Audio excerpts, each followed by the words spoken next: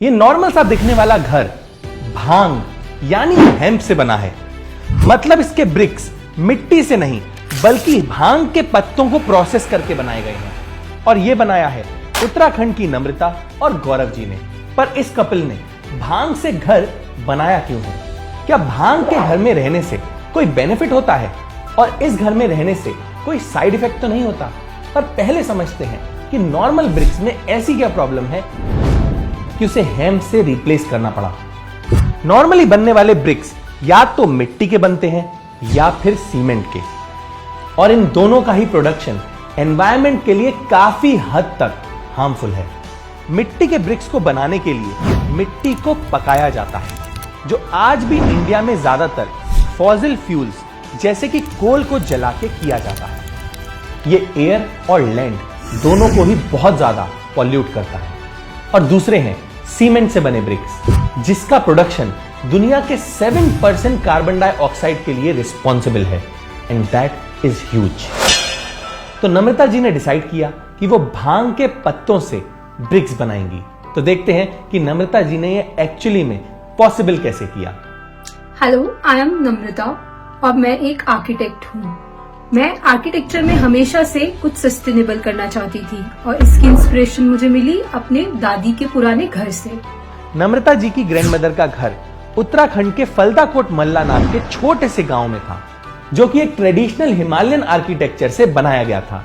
हम सब जानते हैं कि एक अच्छे घर के लिए दो चीजें बहुत ही ज्यादा इंपॉर्टेंट हैं। पहला वेंटिलेशन और दूसरा सनलाइट। हिमालयन आर्किटेक्चर में इन दोनों ही चीजों पे खास ध्यान दिया जाता है और इन स्ट्रक्चर्स में लोकल रिसोर्सेज जैसे कि स्टोन, मड और वुड को यूज किया जाता है। मैं अलग अलग बिल्डिंग और बाइंडिंग मटेरियल के बारे में स्टडी करने लगी और स्टडी करते हुए मुझे बहुत ही इंटरेस्टिंग बात पता चली। नम्रता जी को पता चला कि भांग को कंस्ट्रक्शन पर्पसेस के लिए हजारों साल पहले से यूज किया जा रहा है। इनफैक्ट एलोरा केव्स में भी इनका यूज किया गया था। तो मेरा हेम्प बेस्ड कंस्ट्रक्शन में इंटरेस्ट बढ़ गया। फिर मैंने इसकी इंफॉर्मेशन गैदर की और फिर मैंने इसके ब्लॉक्स बनाना प्रिपेयर करना शुरू कर दिया, जिसमें हम हेम्प की लकड़ी, चूना, फ्लाई ऐश और कुछ मिनरल बाइंडर यूज करते हैं। उसे हमने अलग अलग तरीके से यूज किया, जैसे कि हाई डेंसिटी के हमने ब्लॉक्स और कुछ मोनोलिथिक वॉल बनाए और लो डेंसिटी को हमने रूफ इंसुलेशन में यूज किया, और जो इसका प्लास्टर था उसमें हमने भांग के रेशों का इस्तेमाल किया। और इस भांग के पौधे के बीज का तेल निकालकर हमने एज अ वुड पॉलिश भी यूज किया। अब ब्रिक्स तो बन गए, पर नम्रता जी का नेक्स्ट स्टेप था इन ब्रिक्स को यूज करके कोई स्ट्रक्चर बनाना। तो उन्होंने इस काम के लिए अपनी दादी के घर को मॉडिफाई करना चाहा। मैंने अपनी दादी के पुराने घर का एक्सटेंशन करने का सोचा और काम पे लग गई, जिसको करना काफी ही मुश्किल था।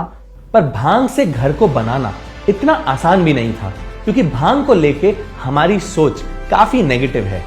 और इंडिया के ऑलमोस्ट हर स्टेट में हेम्प की कल्टीवेशन पे बैन भी है। तो कोई भी यूजुअली हेम्प से रिलेटेड काम को करना नहीं चाहता। परमिशन ग्रांट होने के बाद भी घर का बनाने का प्रोसेस इजी नहीं था, क्योंकि भांग को लोग अधिकतर नशे के रूप में देखते हैं। उनकी सोच काफी नेगेटिव है। पर काफी लोगों को नहीं पता कि हेम्प एक बहुत ही यूजफुल चीज है। इवन इसमें कुछ मेडिसिनल क्वालिटीज भी हैं। और काफी रिसर्च से पता चला है कि हेम्प से कई ऐसे मटेरियल को रिप्लेस भी किया जा सकता है जो एनवायरनमेंट को हार्म पहुंचाते हैं। इवन प्लास्टिक जैसे हार्मफुल मटेरियल को भी हेम्प इजीली रिप्लेस कर सकता है। और शायद इसीलिए उत्तराखंड में मेडिसिनल और इंडस्ट्रियल यूज के लिए हेम्प को कल्टीवेट करने की परमिशन ग्रांट की गई। और फिर मैंने और मेरे हस्बैंड ने हमारे दादी के घर को हेम्प के मटेरियल से एक्सटेंड किया। हेम्प से बनाए घर के बहुत सारे फायदे हैं। ये नॉर्मल सीमेंट के बने घर से 20% तक कम कॉस्ट पे बन सकता है। इसके साथ ही ये एक एक्सीलेंट इंसुलेटर है, जिसका मतलब ये है कि ये घर को गर्मी में ठंडा और ठंड में गर्म रख सकता है। नम्रता जी ने हेम्प को यूज करके हेम्प के इन सारे बेनिफिट्स को यूज तो किया ही, और साथ ही नम्रता जी ने सक्सेसफुली एक नो कार्बन इमिशन वाला स्ट्रक्चर भी खड़ा कर दिया, and that is really amazing. Hemp से बनाए हुए घर सस्टेनेबल और इको फ्रेंडली है, साथ ही ये बहुत ही स्ट्रांग होते हैं। प्लस ये टर्माइट फ्री मॉइस्चर रेजिस्टेंट और फायर रेजिस्टेंट भी होते हैं और लाइट वेट होने के कारण ये भूकंप से सुरक्षित भी रहते हैं। और इस स्ट्रक्चर को बनाने के बाद नम्रता जी ने इस हेम्प हाउस को एक होम स्टे बना दिया सो दैट बाकी लोग भी इस अमेजिंग घर पे रह सकें और इसके बेनिफिट्स को समझ सकें और यहाँ रहने का एक यूनिक एक्सपीरियंस ले सकें। इस होम स्टे में rain water harvesting, solar power generation, waste water management और नेचुरल लाइट का पूरा इंतजाम है। तो है ना एब्सोल्युटली इको फ्रेंडली और सस्टेनेबल घर। तो अगर आपको नम्रता जी का ये इनिशिएटिव अच्छा लगा तो इस वीडियो को शेयर करके ज्यादा से ज्यादा लोगों को नम्रता जी के इस इनिशिएटिव के बारे में जरूर बताएं। Also it is very important to mention कि नम्रता जी का ये काम हमें बहुत ही अच्छा लगा, इसीलिए उनकी वीडियो बना के हम आपसे उनकी स्टोरी शेयर कर रहे हैं। This is not a paid promotion.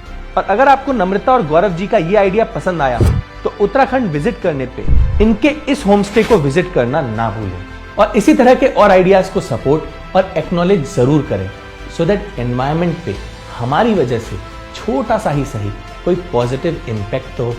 That's it for this video. See you next Wednesday. हम ऐसे ही एनवायरमेंट अवेयरनेस पे फिल्म्स बनाते हैं, तो अगर आप एनवायरमेंट को लेकर थोड़ा सा भी सीरियस हैं और उसे सेव करना चाहते हैं तो आप इको फ्रीक्स नाम के फेसबुक ग्रुप को ज्वाइन कर सकते हैं। इसमें हम ऐसे लोगों की कम्युनिटी बनाना चाहते हैं जो एनवायरमेंट के बेटरमेंट के लिए कुछ कर रहे हो। तो अगर आप किसी ऐसे को जानते हैं या आप खुद कुछ ऐसा कर रहे हैं तो आप इस ग्रुप में जाके पोस्ट कर सकते हैं सो दैट और लोगों को इसके बारे में पता चले। लिंक डिस्क्रिप्शन में मेंशन है। Thank you and take care.